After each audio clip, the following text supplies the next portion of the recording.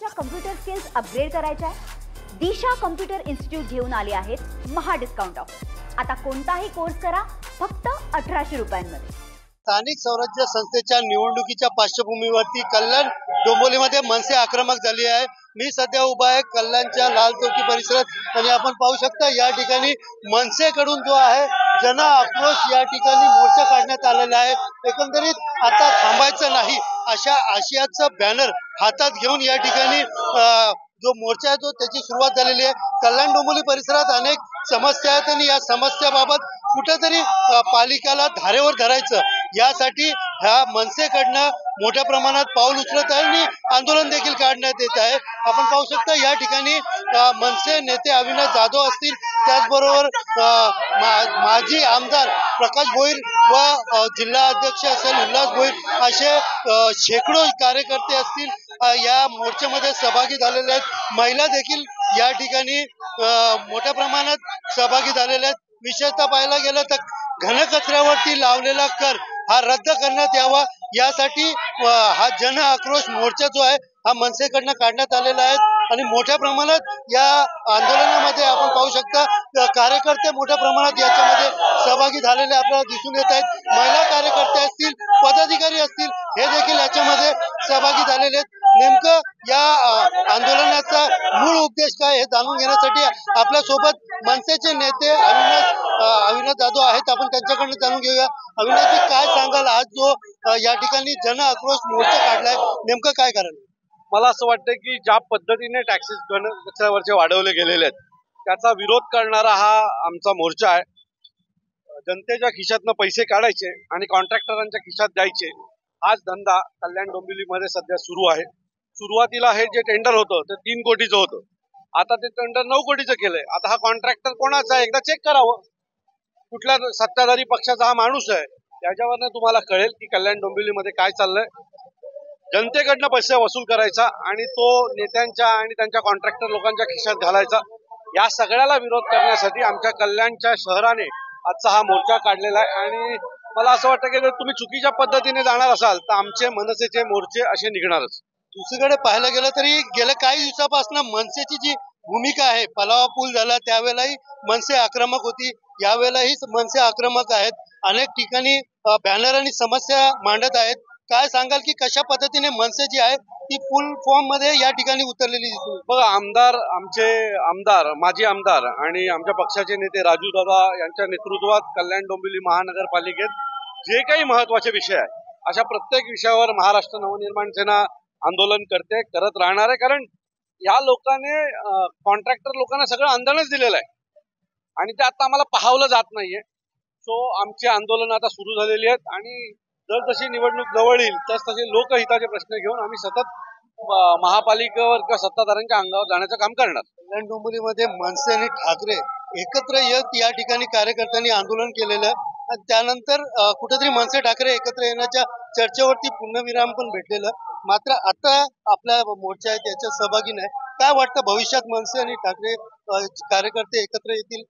मला असं वाटतं याच्या बाबतीत सन्माननीय राजसाहेब ठाकरे हे लवकरच आपली भूमिका स्पष्ट करतील आणि मराठी माणसासाठी, महाराष्ट्राच्या हितासाठी ज्या काही गोष्टी कराव्या लागतील त्याच्यासाठी आमची तयारी आहे।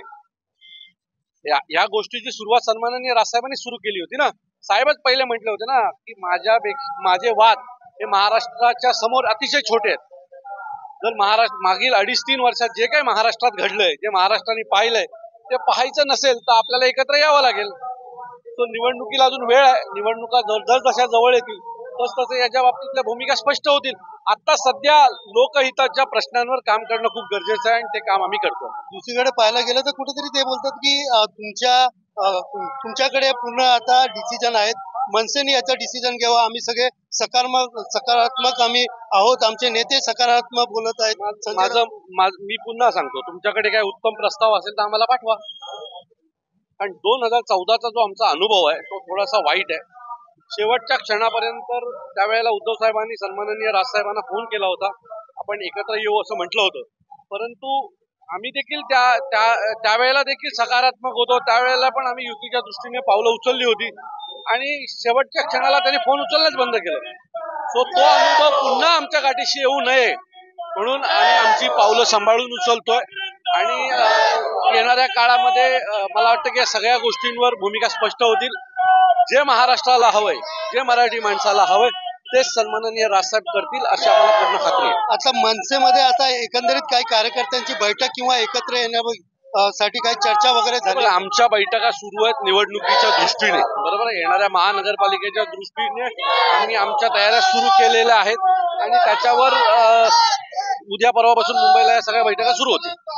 कुठेतरी दोन्ही भाऊ एकत्र येण्याची चर्चा आहेत, मात्र दोन्ही भावाच्या एकमेकांकडे फोन आहेत. सगळेच मनसेचे किंवा शिवसेनेचे पदाधिकारी नेते बोलतात, मात्र तिकडनं कुठला प्रस्ताव येत नसल्याचं आम्ही माझं काय मत आहे की काय म्हणाला तुमचा प्रश्न? तिकडनं कुठला प्रस्ताव आला नसल्याची खंत जी आहे आम्ही ठाकरे यांनी व्यक्त केली. आमचंही तेच मत आहे की तुम्ही जर सगळे प्रसार माध्यमांसमोर, आदित्य ठाकरे प्रसार माध्यमांवर येऊन बोलतायत, संजय राऊत प्रसार माध्यमांवर येऊन बोलतात, तर एकदा आमच्याशी पण बोलून बघा. तुम्ही हे सगळं टीव्ही समोर बोलताय ना. तुमचा प्रस्ताव जो काय आहे, तुम्हाला जे काय म्हणायचंय ते एकदा फोन करा. उद्धव साहेबांकडे सन्माननीय राजसाहेबांचा नंबर आहे, त्यांना कॉल करावा. तुम्हाला जे काय म्हणायचे ते म्हणावं, आम्ही तयार आहोत. पण ते बोलतात की तुमच्या इकडनं भूमिका पाहिजे. कुणाकडनं? आपल्या मनसेकडनं. आता मनसेची भूमिका आहे ना, आम्ही तयार आहोत. तुम्ही सांगा आम्हाला की तुमचा प्रस्ताव काय ते सांगा आम्हाला. प्रस्ताव तर येऊ द्या तुमचा, कशा प्रकारचा प्रस्ताव आहे जोपर्यंत कळणार नाही तोपर्यंत कशी पुढची भूमिका घेणार. पालिकेच्या निवडणुकीच्या पार्श्वभूमीवर मनसेचा कुठेतरी सपोर्ट घेतला जातोय का, या ज्या चर्चा चालू त्याच्यावर? आम्ही परत सांगतो, कोण मनसेचा सपोर्ट घेतोय, कोण पालिकेच्या दृष्टीने प्रयत्न करतोय हे आम्हाला माहित नाहीये.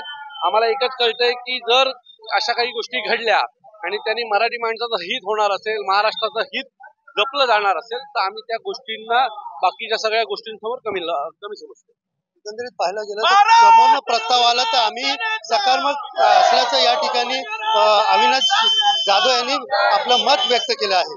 कॅमेरा पर्सन गणेश राठेसह सुनील जाधव, TV9 मराठी, कल्याण. मला तुमच्या कम्प्युटर स्किल्स अपग्रेड करायच्या आहे?